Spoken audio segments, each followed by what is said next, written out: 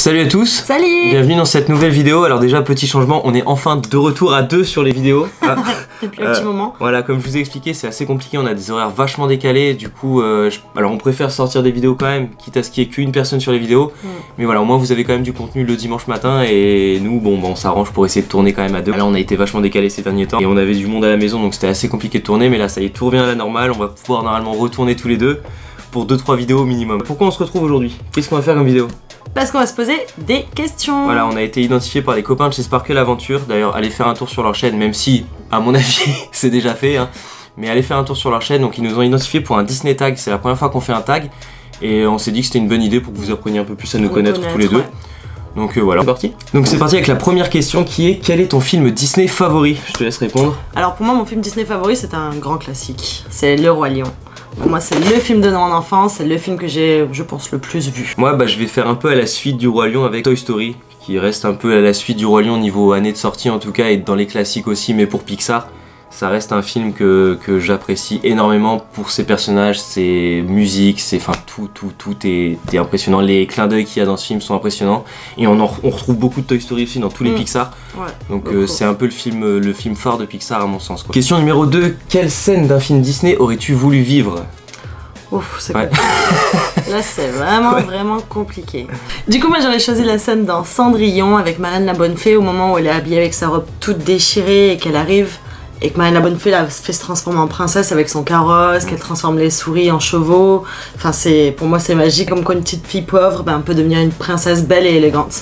Pour moi, c'est une scène que je trouve super jolie. Ouais. Moi, je vais pas prendre un classique Disney, je vais prendre un film qui est sorti tout récemment et vraiment le tout dernier Disney, puisque je vais prendre le moment dans Ralph 2.0 quand il rentre dans Internet. Je trouve ça juste incroyable. Je verrais bien vraiment au moment où on se connecte sur Internet la première fois, faire un truc un peu dans le genre. Vraiment quand quand on poste une vidéo sur YouTube ou quoi, qu'on prenne vraiment la vidéo, notre vidéo sous le bras comme ça, qu'on l'apporte sur YouTube, je verrais bien un truc comme ça et ça me ferait triper. Et j'ai trouvé vraiment, bon, je vais pas trop spoiler pour ceux qui n'ont pas vu, mais je verrais vraiment un truc comme ça, je kifferais pouvoir faire ça vraiment dans la vraie vie. Quand on se connecte à Internet, on arrive avec notre petit avatar et on arrive dans un monde vraiment ouf comme ça, quoi. Donc c'est vraiment une scène que j'aurais bien voulu vivre. Question numéro 3, un moment inoubliable que tu as passé dans les parcs d'attractions. Alors pour nous, ça sera que les parcs français du coup, parce qu'on n'a pas encore fait les étrangers. Alors il s'en passe beaucoup des choses à Disney, de très belles choses, mais pour moi la plus belle chose, ça sera mes premiers jours à Disneyland Paris en tant que cast member. Ça a été mes 3 premiers jours en formation, ce qui s'appelle une tradition où on te présente le parc, on te présente les backstage, on te présente ton environnement de travail, et c'est les premiers contacts que tu as avec les guests.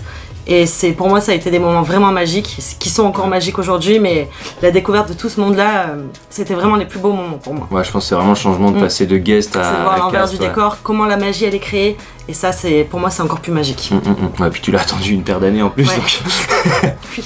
Donc... moi, des moments, j'en ai vécu pas mal. Déjà, en premier lieu, je dirais vraiment les rencontres qu'on a pu faire. On a rencontré vraiment des gens extraordinaires. Que je pense à Raconte-moi Disneyland, avec qui on passe des moments en dehors du parc, d'ailleurs pas que des moments sur le parc. Donc Sparkle Adventure, les personnes dont je vous parlais en début de vidéo qui nous ont identifiés dans le tag, Tim aussi, je pense pas à Tim, mais Tim aussi, Tim Disney Dreamer, qui avait une chaîne YouTube qui a laissé à l'abandon, hein, bravo Tim. Voilà, toutes ces personnes là, c'est vraiment des personnes avec qui on a passé des moments exceptionnels, avec qui je fais beaucoup de photos, où je passe des journées sur le parc. Et vraiment c'est la chose principale vraiment que je peux retenir des parcs Disney, c'est ça. Mais si je devais vraiment retenir un moment ou deux, je vais en choisir un deuxième, c'est la Fan Days que j'ai trouvé vraiment exceptionnel, surtout que c'était pas du tout prévu et j'ai eu la chance de la faire, toi t'étais pas là.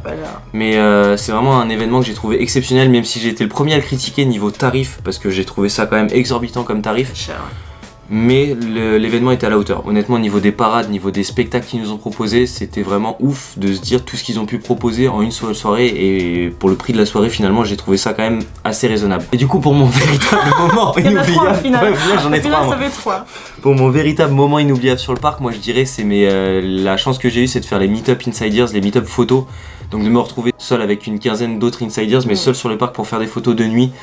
Et ça, c'est une expérience vraiment inoubliable, je pense, pour tout photographe Disney. Enfin, t'as cette sensation d'être seul au monde et c'est ouf. Et je remercie encore Insiders de nous proposer des opportunités comme celle-là parce que c'est vraiment ouf. Et ouais, c'est mon moment, je crois, et que j'ai pu partager d'ailleurs encore une fois avec Sparkle Adventure et Raconte-moi Disneyland il y a pas si longtemps que ça. Question numéro 4, si tu devais être un prince Disney, lequel serais-tu?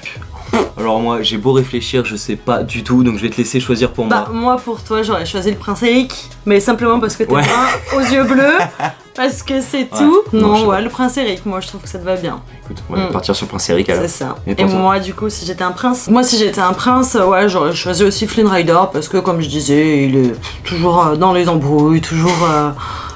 Il se met toujours dans des embrouilles pas possibles et au final, c'est quelqu'un de bien quand même, donc ouais, j'aurais choisi lui. Ouais. Bon, et puis il est marrant. Parce qu'au moins, voilà, il est drôle, il fait plein de bêtises. Ouais, moi j'aurais choisi lui. Question numéro 5. Si tu devais être une princesse Disney cette fois-ci, laquelle serais-tu? Alors, c'est pas vraiment une princesse, c'est une chef de village. Pour moi, ce serait Vaiana ou Moana, comme certains peuvent le dire. Parce que je sais pas, moi je la trouve super inspirante, puis elle a des super cheveux, j'adore ses cheveux. Mais ouais, non, ce serait Vaiana pour moi, parce qu'elle est brave, elle est. Et notre chat. Un petit cochon, voilà, il ressemble. Elle lui ressemble. On a notre petit chat, il a la même taille que Pois, donc ouais, ce serait vraiment Vaiana pour moi. Et pour toi, quelle princesse serais-tu? Alors moi, si j'étais une princesse, aucun rapport avec le prince, parce que le prince Eric, c'est parce que je lui ressemble, enfin au niveau de la couleur de cheveux. Mais niveau princesse, j'aurais dit Réponse, mais alors juste parce que j'aime bien cette princesse, c'est tout. Sa longue chevelure. Voilà. Vraiment, j'ai pas grand chose à dire, déjà je suis pas un grand fan des princesses Disney. Mais non, c'est vraiment juste parce que j'aime bien ce dessin animé. Et ouais, voilà, puis j'ai bien aimé, je sais pas, j'ai pas. Voilà, et puis j'aime bien Pascal en fait. C'est plus Pascal en fait que Réponse, je crois. Question numéro 6. À quel personnage Disney ressembles-tu? Alors, du coup, moi je dirais à la princesse Anna.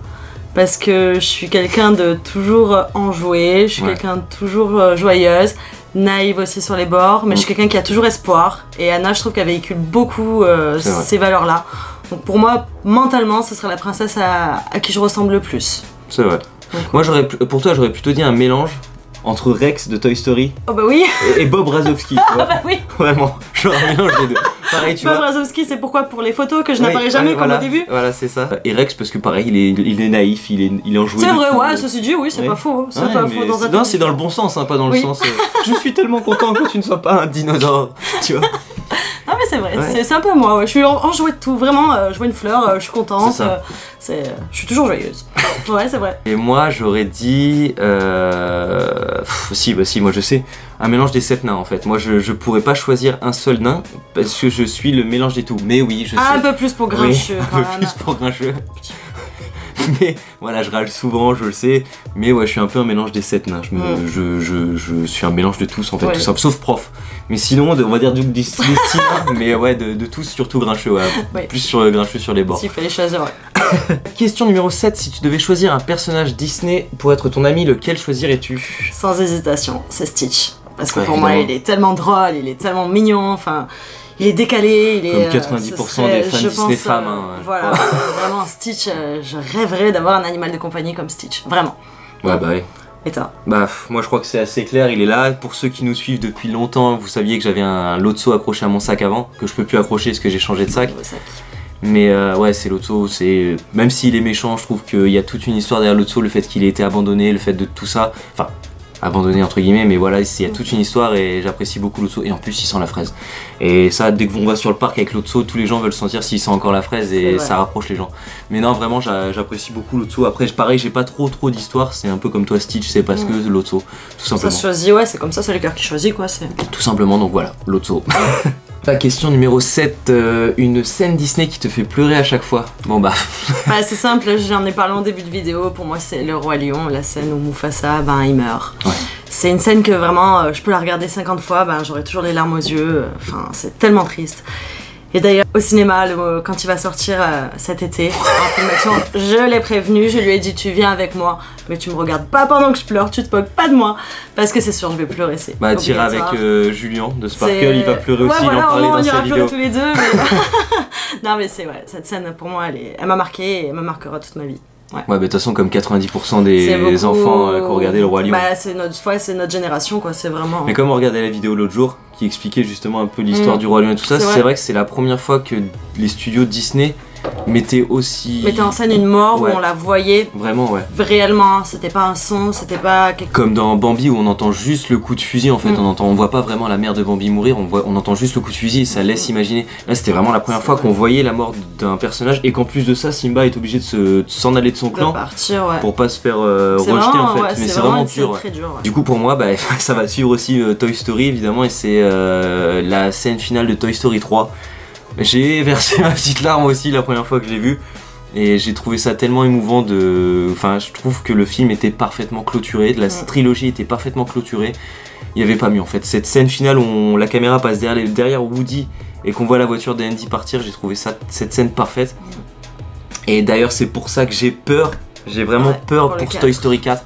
Je croise les doigts, je prie le dieu Walt Disney, vraiment s'il vous plaît, ne massacrez pas Toy Story. On se demande ce qu'il pourrait faire après ça en fait, vraiment après une fin aussi belle, qu'est-ce qu'il pourrait faire. J'ai espoir. Après oui, Disney, ils peuvent pas plus les massacrer que les Star Wars, donc de toute façon, à partir de là, j'ai espoir. Mais ouais, j'ai peur. Mais je serai le premier à aller le voir au ciné, je vais pas le critiquer, je vous donnerai un avis honnête là-dessus, mais j'ai peur. Question numéro 9, quel est le Disney que tu as vu le plus souvent? Bon, sans compter le Roi Lion, parce que sinon ça en parle beaucoup. Pour moi, un film qui n'est pas beaucoup connu, je trouve, c'est Dingo et Max. C'est un film que j'ai vraiment adoré, et Max, le personnage Max, je me suis pris d'amour pour lui. Je l'ai vu lors de la clôture des 25 ans du parc, et pour moi c'était un moment magique en fait, c'était vraiment toute mon enfance, et ben 20 ans après je l'ai revu et j'étais tellement contente de l'avoir vu. Il avait la tenue des 25 ans. Il avait une super tenue en plus, ouais. Non ouais, c'est un film que j'ai beaucoup vu, c'est celui-là aussi. Ouais, parce qu'il faut préciser qu'on n'avait pas eu la chance de faire l'ouverture des 25 ans. Non. Toi t'as commencé quelques jours après. J'ai commencé le travail le 19 avril à Disney. Et les 25 ans c'était le 12 avril. Et moi du coup j'étais pas encore dans la région, je suis arrivé quelques semaines, quelques mois après. Donc on n'a pas eu la chance de faire l'ouverture, on a quand même fait la clôture, c'était déjà pas mal quoi. Et moi donc quel est c'est le film Disney qu'on a vu le plus souvent. Bah pareil, je vais pas dire Toy Story, ça paraît trop facile, mais il y en a un autre que j'ai vu énormément de fois et je pense que le décor derrière parle un peu de lui-même, c'est L'étrange Noël de Monsieur Jack. Je suis un très grand fan de Tim Burton déjà pour commencer, comparé à certaines. Et voilà, c'est pareil comme pour Toy Story, les musiques, le fait que c'est à l'époque c'était pas fait en effets spéciaux mais vraiment en maquette et compagnie, je trouve ça impressionnant. Et l'histoire qui dégage, enfin vraiment tout ça, enfin voilà. Puis Tim Burton quoi, moi personnellement j'ai rien d'autre à ajouter, mais voilà, c'est un film que j'ai vu vraiment énormément. De toute façon à chaque fois qu'il passe à la télé, on le regarde. Quand il est sur Netflix ou enfin voilà, on y a le droit tous les ans et tous les ans on le regarde quoi. Question numéro 10, dernière question, quelle est ta chanson Disney favorite? Bah je vais pas me faire des copains moi c'est La Reine des Neiges, Libérée et Délivrée. C'est une musique qui entête les gens, qui saoule les gens, bah moi je peux l'écouter 50 fois, elle me saoule pas, vraiment je l'adore. Je l'ai en tête du matin au soir, enfin vraiment c'est une musique que j'adore, je peux pas dire plus. Oh non. Voilà. Elle est relou cette musique, on en a bouffé. J'ai peur du 2 rien que pour ça, hein. Ils vont nous en ressortir une. Non, moi je pense qu'il y aura encore Libéré Délivré dedans. Non, je pense pas. Même Anaïs Delva a dit que la chanson du numéro 2 est encore plus entêtante. C'est vrai. Donc j'ai peur. J'ai peur. Et moi j'arriverai pas à choisir une musique. J'ai tourné, j'ai regardé beaucoup, enfin j'ai écouté beaucoup de musique Disney que j'apprécie. Et j'ai pas réussi à choisir une seule musique, et en fait c'est un film qui m'a fait déclic, c'est le film Coco, qui est sorti il y a pas très longtemps, donc enfin il y a bientôt un an maintenant. Il y a bientôt un an au cinéma, et en fait le film, je suis resté déjà sur le cul au niveau du film en entier, mais au niveau des musiques je l'ai trouvé incroyable en fait, toutes les musiques étaient ouf. Alors pourtant il y a toujours une ou deux musiques en général dans les Disney que je suis pas fan, bon bah comme Libéré Délivré par exemple. Mais on va pas La Reine des Neiges, en fait c'est l'inverse, il n'y a aucune musique dont j'ai été fan. C'est ce que j'allais dire, toi t'as pas trop aimé La Reine des Neiges en fait. Mais j'avoue que Coco, je suis resté vraiment abasourdi par toutes les musiques, elles étaient incroyables et vraiment je les félicite pour ça parce que déjà ils ont réussi à mettre un peu la culture du Mexique sur les morts et tout ça vraiment en valeur. Et bah les musiques ont été ouf, voilà tout simplement. C'est pas le genre de musique qu'on entend chez Disney. C'est pas les musiques qui parlent d'amour, qui parlent, voilà, c'est ça, ça traitait un autre thème et c'était très bien de la part de Disney, j'ai trouvé. Non, franchement, il était incroyable, il était vraiment incroyable. Bon, mais voilà, c'est la fin de cette vidéo. On espère qu'elle vous aura plu. On a répondu le plus franchement possible. Et comme il faut taguer quelqu'un, on a choisi de taguer Tim, du coup de la chaîne Vlog à Tim. Si jamais tu te sens de relancer ta chaîne, c'est l'occasion. Ça fait 2 fois que t'es relancé. Je dis ça, je dis rien. Bon, si la vidéo vous a plu, comme d'habitude, n'hésitez pas à mettre le petit pouce bleu, ça fait toujours plaisir, ça nous soutient énormément. À vous abonner à la chaîne, pareil, ça nous fait énormément plaisir. À partager la vidéo et à activer la petite cloche si vous voulez être au courant des dernières vidéos pour n'en rater aucune, même si on les publie quand même sur Instagram et sur Facebook pour vous relancer. Dans tous les cas, on vous dit à dimanche prochain pour une nouvelle vidéo. Ciao. Ciao.